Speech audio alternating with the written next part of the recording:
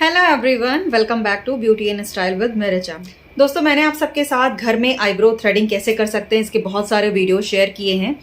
But आज मैं आप सबके साथ शेयर करने जा रही हूँ कि मैं घर में खुद से अपनी आईब्रोज किस तरीके से बनाती हूँ, किस पोजीशन में हमें खड़े होना होता है, कहाँ पर आपको मिरर रखना होता है, क्या क्या चीज़ें हमें यूज़ करनी होती हैं, वो सारा कुछ मैं आपको इस वीडियो में शो करने जा रही हूँ। तो चलिए पहले आपको दिखाती हूँ कि कौन सी जगह पर मैं खड़े होकर अपनी आईब्रोज बनाती हूँ।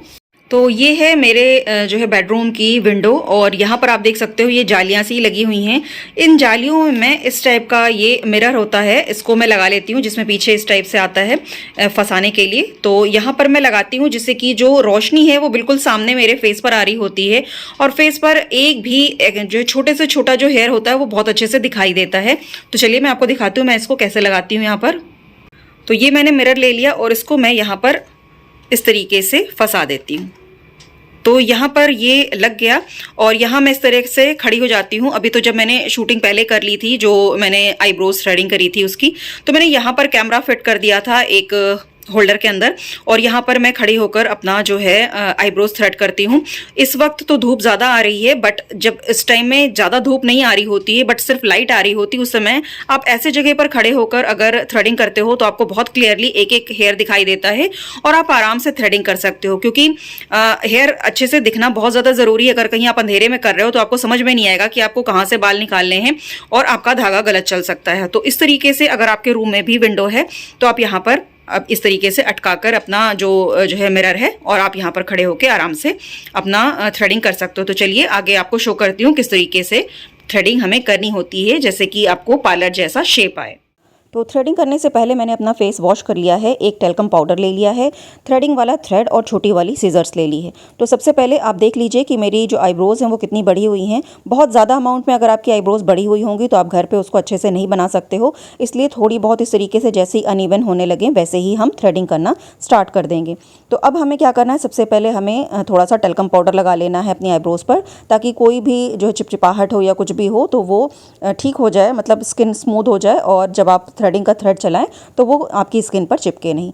अब मैं ये फ्रंट वाले जो आईब्रोज़ हैं उनको मैं स्पूली की हेल्प से ब्रश कर रही हूँ। अगर आपके पास छोटा कॉम्ब हो तो आप उससे भी कर सकते हो। यहाँ पर हमें सबसे पहले जो है बालों की कटिंग करनी होती है। जो ऊपर की तरफ जो उठे हुए होते हैं बाल स्टैंडिंग पोजीशन में रहते हैं, तो उनको आप इस तरीके से कट करिए जितनी आपको चौड़ाई आपकी आईब्रोज़ की चाहिए। तो हम इसी के हिसाब से अपनी थ्रेडिंग की चौड़ाई यानी कि मोटाई को रखेंगे। अब मैंने यहाँ पर थ्रेडिंग वाला थ्रेड ले लिया है, इसको मैंने करीब 2 फीट का तोड़ लिया है। आपको आसानी से ये मार्केट में किसी भी ब्यूटी प्रोडक्ट्स की शॉप पे मिल जाएगा।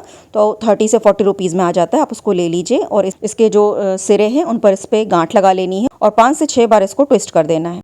अब हम इसका जो चौड़ा वाला पार्ट है, यानी जो ज़्यादा खुला हुआ आपको दिख रहा है एरिया, उसको हम अपनी आईब्रोज़ के ऊपर से अपने आर्च तक, जो जहाँ से डाउन हो जाती है आईब्रोज़, वहाँ तक सीधी लाइन में रखेंगे और एक साथ सारे बालों को निकाल देंगे। यहाँ पर हम एक एक दो दो बाल नहीं निकालेंगे, इसी की वजह से हमें पार्लर जैसा शेप मिलेगा।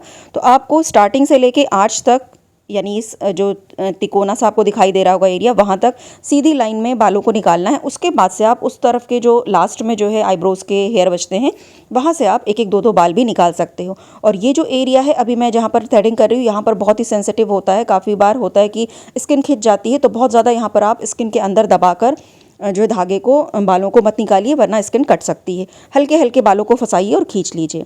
अब इस एरिया पर जो आईब्रोज़ के नीचे वाला एरिया होता है, यहाँ से 1/3 एरिया तक, यानी कि थोड़े एरिया तक हमको फिर से सीधी लाइन में बालों को निकालना है, जिससे कि हमें एक लाइन में जो है शार्प जो है एक कट मिले बालों पर। तो उससे भी बहुत अच्छा बिल्कुल पार्लर जैसा लुक आता है। और बीच में जो आपके दोनों आईब्रोज़ के बीच में बाल होते हैं उनको भी आप एक एक दो दो करके निकाल सकते हैं।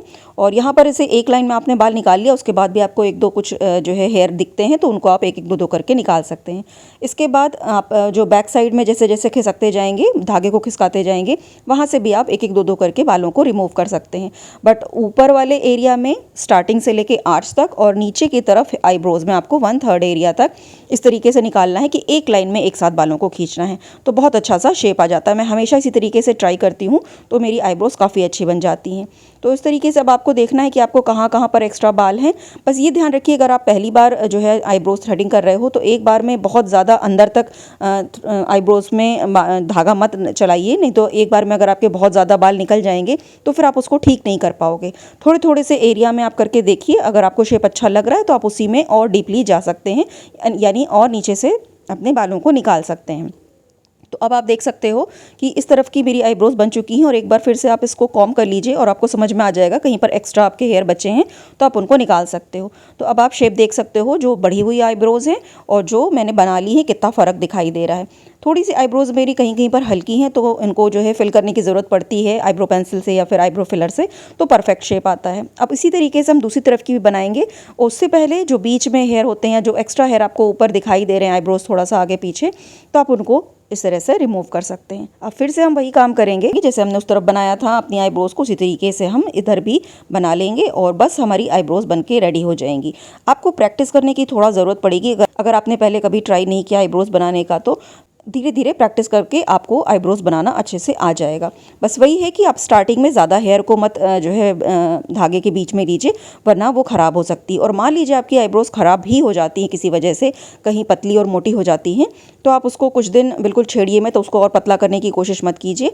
आप उसको जो है आईब्रो पेंसिल वगैरह की हेल्प से बराबर कर लीजिए दोनों तरफ एक जैसी, और बस कुछ दिनों में फिर से बाल आ जाएंगे। फिर आप उसको ट्राई कर सकते हो अपने आप से। तो ये मेरी आईब्रोज बन चुकी हैं, आप देख सकते हो। इस तरीके से एक बार कॉम्ब कर लें और एक बार चेक कर लें कि कहीं पर कुछ एक्स्ट्रा हेयर बचे तो नहीं है, तो आप उनको रिमूव कर सकते हो। इसमें आपको मेहनत सिर्फ इतनी ही करनी है कि आपको अच्छे से प्रैक्टिस करनी है, फिर आपकी आईब्रोज हमेशा अच्छे से बनेंगी।